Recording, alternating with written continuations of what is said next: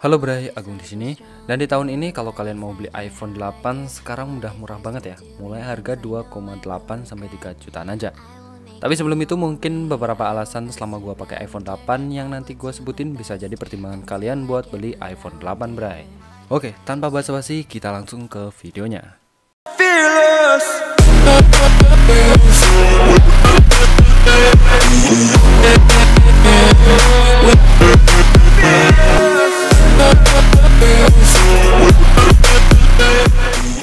Oke Bray, kita bahas dari segi keuntungan dan kelebihannya dulu ya. Yang pertama, untuk desain jujur iPhone 8 ini simple dan minimalis. Apalagi di bagian belakang cuma ada single kamera aja. Kemudian ada logo Apple dan juga tulisan iPhone. Ya, ciri khas iPhone lah ya. Kemudian untuk pemilihan warnanya ini masih single color dan tanpa adanya gradasi.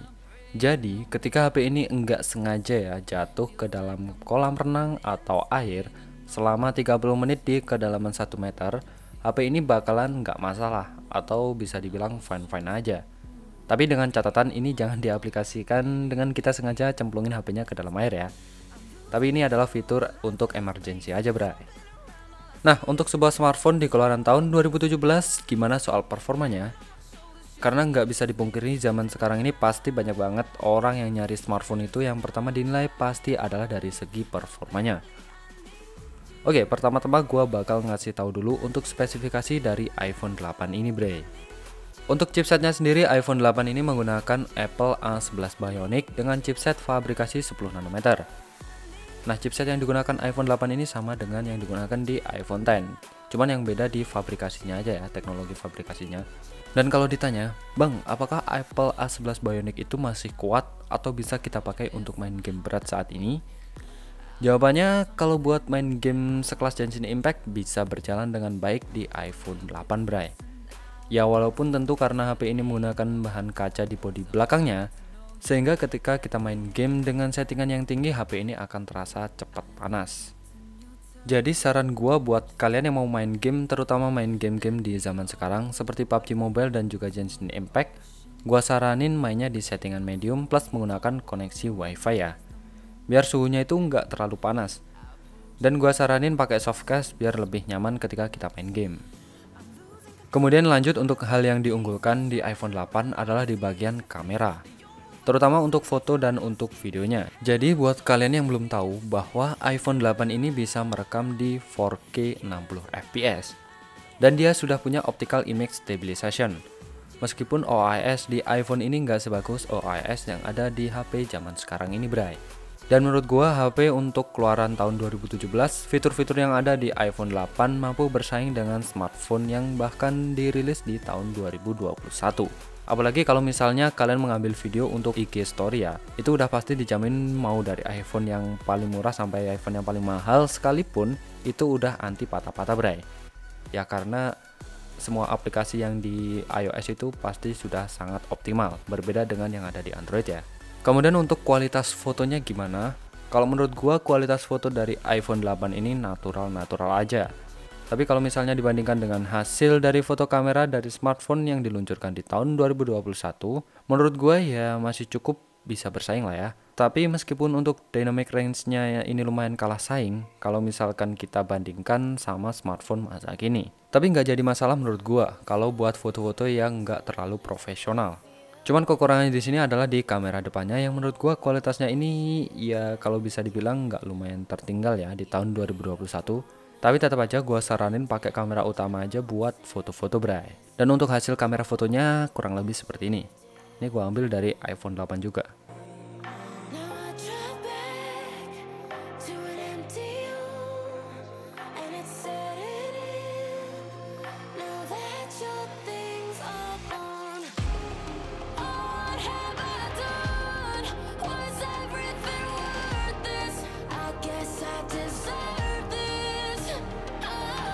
Oke, kemudian soal software iPhone 8. Untuk update OS yang dipakai di iPhone 8 saat ini sudah sampai di 14.7.1. Seenggaknya saat video ini dibuat ya. Dan kalau kita ngomongin user interface dari iOS, rasanya itu benar-benar simple, minimalis, easy to use, dan gue yakin buat kalian yang misalnya belum pernah nyoba iPhone Dan kalian sekali pakai iPhone itu butuh waktu untuk adaptasi 3 hari sampai 1 mingguan untuk bisa menggunakan atau mengaplikasikan semua fitur yang ada di dalam iPhone dengan sangat mudah, bray. Karena memang user interface di iPhone didesain sedemikian rupa sehingga memudahkan banget buat kita bahkan yang belum pernah pakai smartphone dari Apple ini, bray. Dan untuk lifespan dari update software di iPhone 8 ini menurut gua dia akan bisa disupport hingga beberapa tahun ke depan ya. Kurang lebih 2 tahunan lah ya kalau kita berkaca dari iPhone series 6. Jadi intinya kalau untuk masalah lifespan nggak usah khawatir, iPhone 8 ini masih terjamin untuk kedepannya, bray.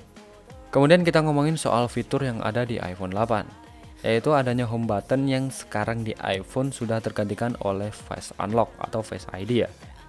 Jadi kalau misal kita ngomongin home button di masa pandemi ini justru malah home button adalah salah satu fitur security yang memudahkan kita untuk unlock sebuah smartphone. Karena seperti yang kita tahu bahwa iPhone yang menggunakan Face ID ketika kita menggunakan masker untuk unlocknya agak cukup sulit. Jadi kalau misalnya kalian berpikir bahwa kedepannya bakalan tetap menggunakan masker, maka untuk memilih iPhone 8 dengan home button sebagai sarana untuk unlock security dari smartphone itu merupakan pilihan yang lumayan bijak. Apalagi tombol home button yang di iPhone 8 ini sudah tidak menggunakan home button yang konvensional lagi seperti di iPhone series 6 dan 6s. Jadi kalau misalnya kalian sering menggunakan home buttonnya daripada Active Touch, nggak masalah. Karena dia menggunakan haptic vibration plus Touch ID, jadi untuk masa pakainya bisa tahan lebih lama dan tentunya bakalan lebih awet. Nah kemudian untuk fitur NFC di iPhone 8 sudah tersedia menggunakan aplikasi third party. Contohnya misalnya kita ambil dari salah satu marketplace yaitu Tokopedia. Kalian bisa top up e-money atau cek saldo e-money menggunakan aplikasi Tokopedia. Nah fitur NFC ini pasti berguna banget buat kalian yang berada di kota-kota besar. Kemudian yang selanjutnya adalah speakernya. Meskipun di speakernya kecil, tapi ternyata untuk hasil kualitas audionya ini juga bisa dibilang lumayan lah untuk kelas smartphone di tahun 2017. Jadi kalau misalnya kita bandingin sama smartphone yang udah 2 stereo, iPhone ini cukup bisa mengimbangi dari hasil kualitas audionya. Untuk kualitas audionya kalian bisa dengerin sendiri, bray.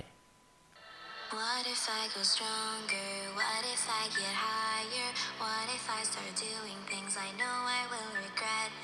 I will make my own way, I will not surrender. I will do my best until I get put under. What if I go stronger? What if I go stronger? What if I go stronger? What if I go stronger? What if I go stronger?